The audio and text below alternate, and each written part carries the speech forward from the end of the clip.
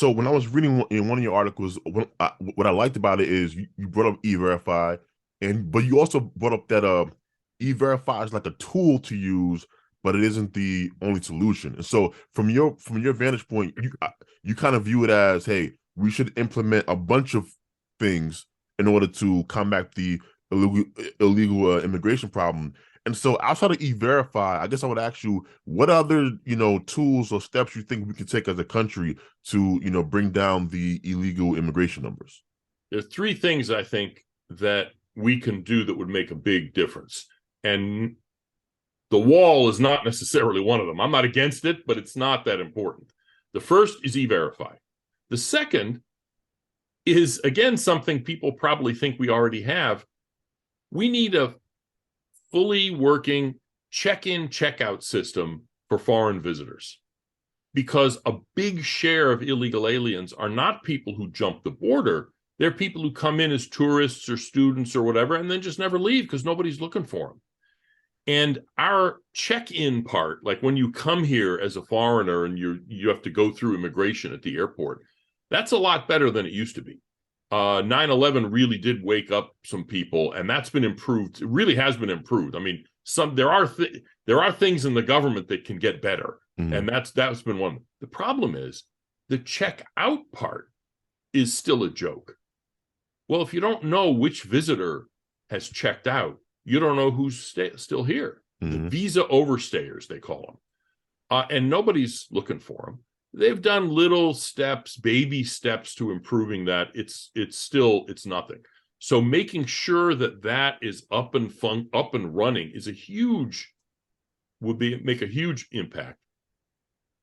And then the third thing is sanctuary cities have to be banned. You cannot be a sanctuary city, because what you're saying sanctuary city is saying is basically thumbing its nose at federal law, because most people who get deported, most illegal aliens, they come to the attention of ICE, not because they're wandering around some barrio asking people for their papers. It's because you got arrested for a regular crime.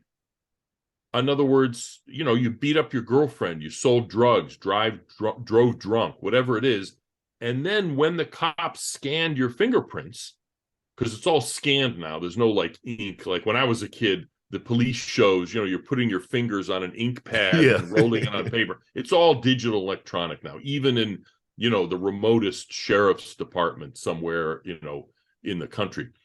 But because of that, those fingerprints immediately go not just to the FBI to see if, there's a warrant out for your arrest somewhere. They also go to Homeland Security now, so that ICE actually gets alerted if an illegal immigrant who's somehow in their records, like maybe he was deported 5 years ago or something like that, is arrested for a regular crime.